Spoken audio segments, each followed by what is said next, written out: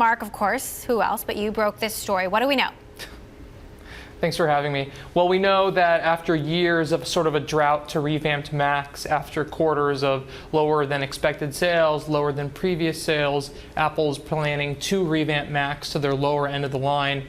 A new version of the Mac Mini now geared toward pro users, as well as a new MacBook that's destined to eventually replace the MacBook Air. This is their lower cost, sub-$1,000 laptop.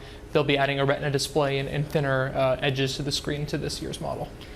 The MacBook Air, got a lot of buzz. What's the significance of them adding a lower cost laptop now to replace it?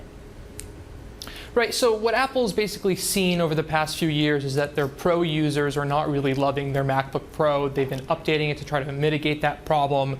They tried to do that in July with this new MacBook Pro update, but it sort of fell flat.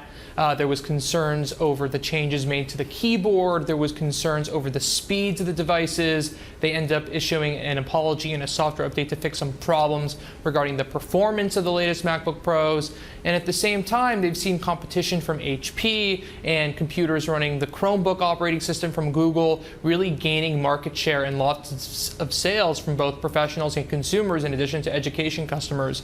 And this new laptop is sort of their response to that. And it's interesting because Apple sort of pioneered this consumer laptop with the MacBook Air. Back in 2008, Steve Jobs actually introduced it. He pulled it out of a yellow manila envelope, and now 10 years later, it's getting a significant overhaul with this year's model.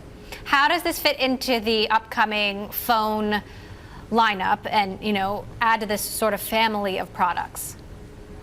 Right, so what Apple's planning for this fall is a very big blitz of new products. They're going to be hitting several different markets, several different product categories over the next several months throughout the end of the year. That will be including new versions of the Apple Watch with edge-to-edge larger screens, 3 new iPhones, obviously these Macs and iPads, all sorts of cool new gadgets for the Apple faithful, but also consumers at large. So it's all part of this bigger new product rollout strategy for 2018.